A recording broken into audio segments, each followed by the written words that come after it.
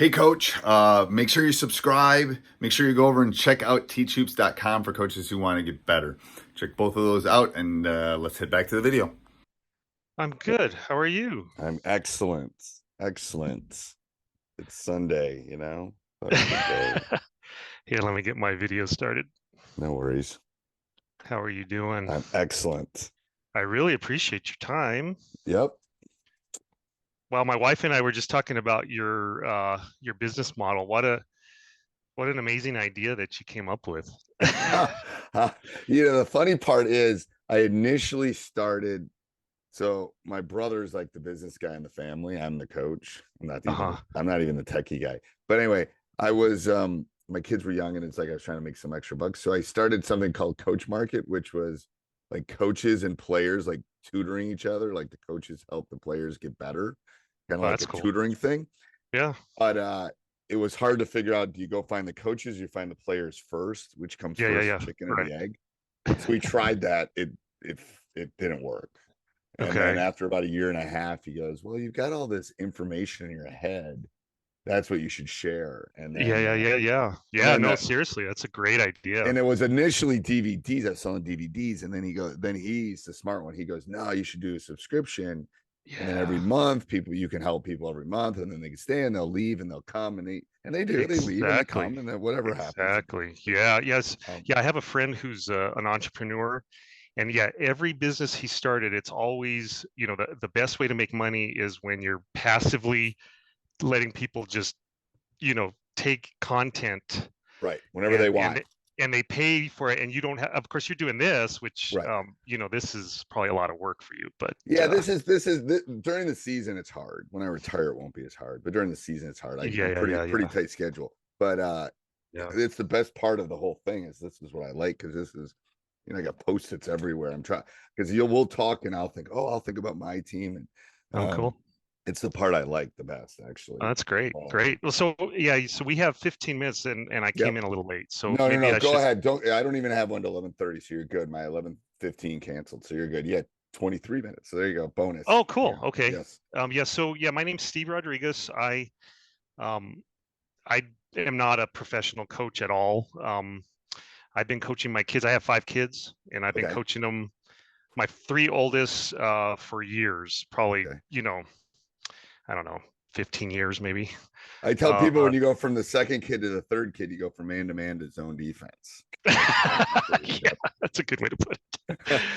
But my wife talked about 3, and I go, I don't really love zone, Maya. It's like, 2. So you have 2 kids? 2 kids. Yeah. Well, we have 5. So, but I coached mostly elementary, like when they were, 5th grade and younger, and I actually got pretty good. I'm an engineer. I think I know you're a mathematician, so our minds are probably a lot alike. I like to just study and come up with new ways to do things. I got pretty good with the younger age kids. So the reason I'm in your program now is because my middle boy is playing on an 8th grade team, and I coached him when he was in 6th grade, this same team, and we did pretty good. We actually won our division's championship. This is a parochial school, so we play against other private schools in Albuquerque. I'm in Albuquerque, New Mexico, and there's probably about 20 teams, and then they divide it into divisions.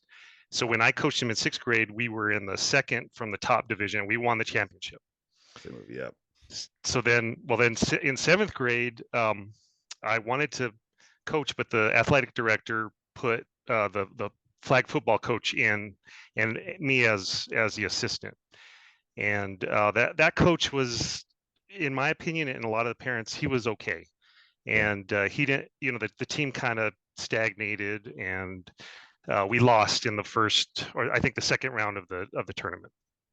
So now is the 8th grade, and a lot of the parents advocated for me to be the coach, and so I got the job. And if I feel, I felt a lot of pressure, because it's like, oh, all these parents want me to be the coach, and so that's when I started listening to your podcast. Like I just through a search, I caught your podcast, and I'm like, hey, this is some good stuff. And this 8th grade, I've never coached at this level, and it's a Right. different It's like high school. It's basically high school. It's like the AAA for high school. Yeah, it's a good way to put it. yeah, Now it's my close. team though, so there's 21 teams, 8th grade teams in the parochial league, and he was going to divide it into 4 divisions, and we did a lot of pool play, but then it was not done well enough where he could determine what the divisions were. So he has 2 divisions now, and we're in the upper division, and so we're playing against 10 other teams. And so what I'm struggling with, what I wanted to talk to you about is my team is probably the 4th best, but the difference is pretty significant. So I've got, my son plays club basketball, but besides him, nobody else plays a lot of basketball. And I've got 4 other players who are very good athletes. And if I had him and those 4 others and we played the other teams, we would be competitive. But in this league, we're required to play everybody equally until the tournament. And so what I've been experiencing, we're 7-4 right now. We made it to the championship of the holiday tournament and we lost, but we were very competitive. But our 4 losses have been, 3 of those have been against teams that have a lot of club players, and my team essentially just gives up. So what happened? What happens? Why do you turn the ball over? Do you miss shots? Friday we played against St. Mary's, and those boys have a lot of club players, and they pressed us. And like my weak players, they go into this mode of like they don't even look. They just they just throw it, and it's very frustrating. Then the good players get down on them. They get down on themselves, and it becomes very unenjoyable. So that's what I wanted to talk to you. Like, do you have any for everybody? Yeah, So exactly. Okay, so so that I my guess having watched enough youth basketball was it was going to be pressure. That's how superior teams tend to press in inferior teams, and that's what happens. That's what they did. Yeah. And when we get to 15 points, they back it off. So this is the other thing too, is I have 10 players and I have 2 teams that are equal. So I've dispersed the weak players amongst the good players. And so like on Friday after the half, we were down by like 15. And so I said, okay, I'm going to put my best team out there. And we actually started coming back pretty good. We were pressing them. We got a bunch of steals, and we cut it to 10, I think. And then my assistant coach, he's like, you got to put the other team in. So I put the weak team in, and it just went downhill again. So I think that's my struggle, is like and my good players, they give up too. Like everybody just kind of. It's a hopelessness. So that's normal. I mean, first of all, middle school boys are a unique breed anyway. Yeah. It's like I always say middle school is like the black hole for education, or the misfit toys living. Middle school's hard for them, hard for the teachers, everybody. It's hard. Yeah, my parents were both high school teachers, and my mom was forced to do middle school for a few years, and she hated it. I know. I student taught in it, and that was the last time that was 35 years ago. I student taught, and that was it. So those people are the teachers that do that. Oh my gosh. But okay, yeah. So being the math person, a couple things. First of all, I would spend a lot of time on press breaks. Yeah. And not dribbling it up. My guess is dribbling and bad passes that cause the problem. Well, I've been telling them, yeah, we do. So I listened to your press break, some of your press break videos. So there was the one where we have my number one taking it out, which is my son. Yep. And then sideline. So the sideline, you pull the bad players to the side, and then you have them come up and then get it back to your son. But they probably trap him, and he has to be able to pass it to somebody, is my guess. Yeah. So, well, actually, what I do is I have my 2 and my 3. They screen, and the 2 gets the ball in. Then I have the 4 flash to the middle, and the idea was they pass to him, and then we have a 3 3-on-2 break was the Is thought. it man or zone press? It was a zone. Yeah, it was a zone. The zone. So yeah, so you got a diagonal cut. Work on those diagonal cuts. So Oh, here's yeah, here's the yeah. question, because I don't know your team. Mhm. Could three of your best, so if I took could three players, you have three competent in each of the groups that could break the press? Um, like I say, I have Five I have total. So 5 one, players total, so I could get 3 in one and so you 2 in the other. almost, so you almost, because I think you can break a press decently with three people, especially if it's a Mhm. zone one. If it's a man, just clear out. And um, so what I'm thinking is, do they press the whole game or do they Yeah, start well, they pressing? press until we get down by 15, and then they have to pull it back. So you almost need to do your substitutions in the sense that you've always got three of your top five in at any given time. That's a good idea. Yeah. And so you almost got to come up with a spreadsheet like, okay, I got three Yep. of my top five, I'm putting two of the other ones in, and Yeah, yeah, then yeah. I And then pull just one, sub the weaker you players. sub the weaker players, Yeah. and that you work that mathematical part. So if you've got three, four is Mhm. perfect, but if you got three, you can do it. Yeah, that's a good idea.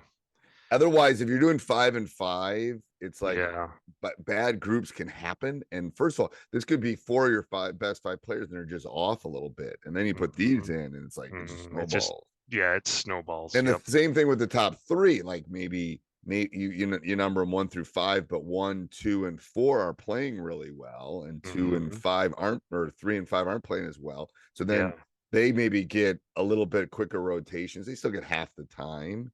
Yeah, yeah. It's a little bit harder mathematically to make sure it's exactly 50-50. Yeah, yeah. But Right. if But it's nobody's watching, nobody's coach. I exactly, mean, they're I could always, get away with, as a matter of fact, there's some coaches that don't really do that.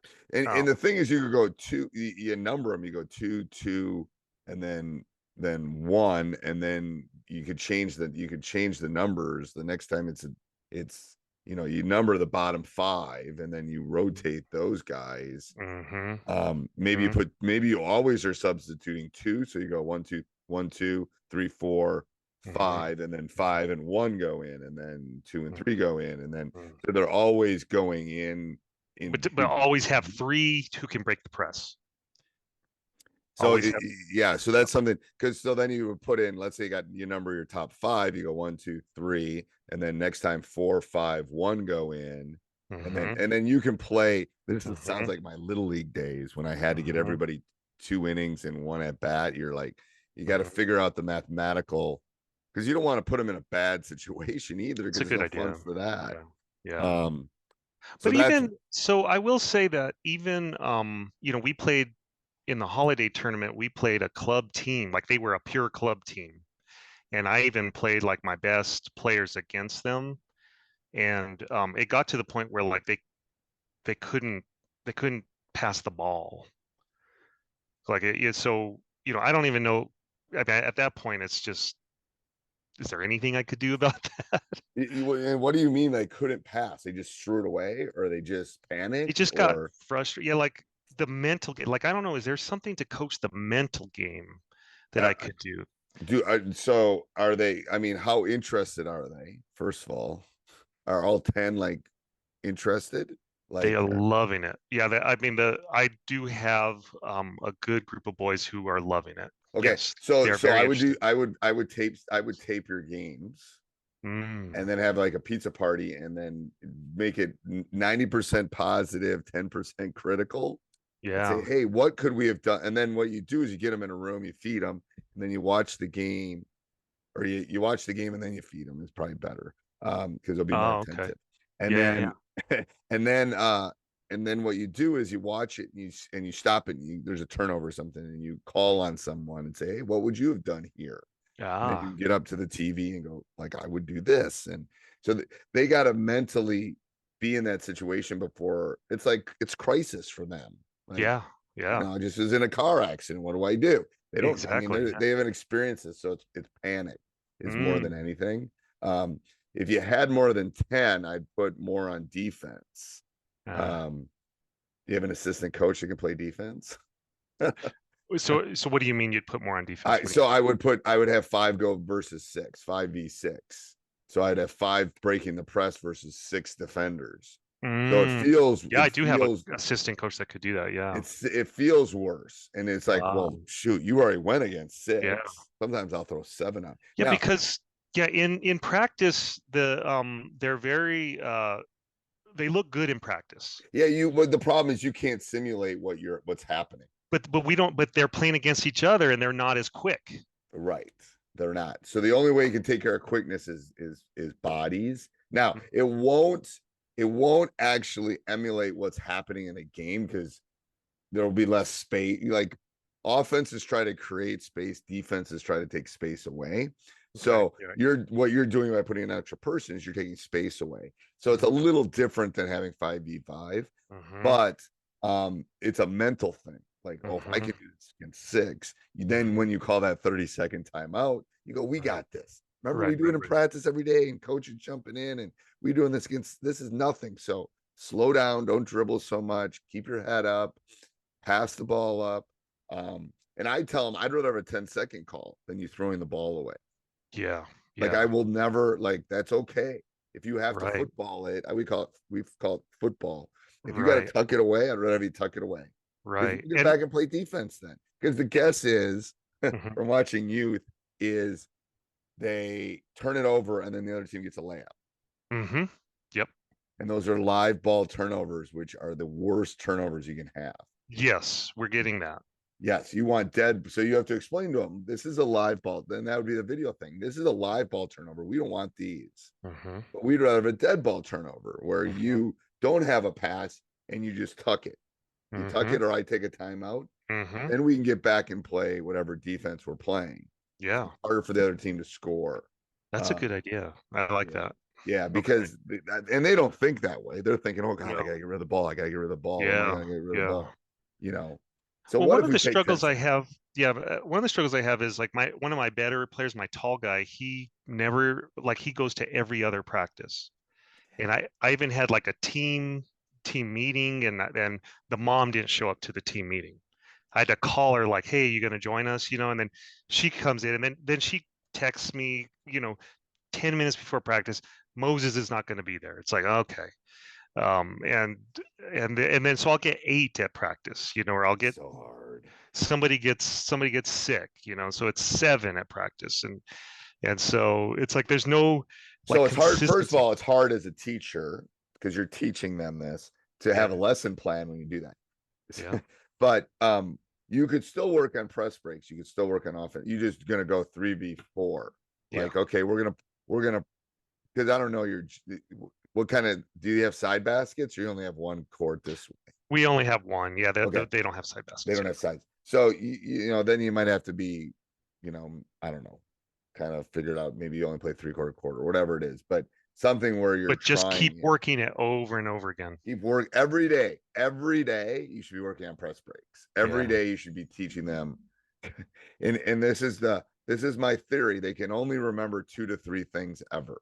Yeah. Most teenage boys are goldfish. Like, oh my God. If you give them 7 things, they will remember 0. Yeah. But if you give them 1, 2, maybe 3, they'll remember it. So if all you're talking about every practice is cutting and passing and blah, blah, blah, they'll get that.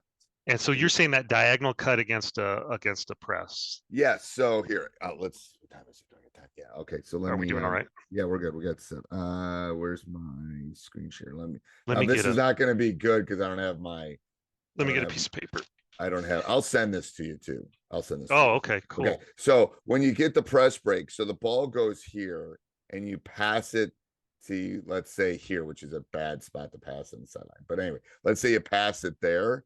Then what you want is so the defender's here. You want diagonal cuts in front of the ball like this. Yeah, exactly. Because what happens is this player doesn't want to get beat deep.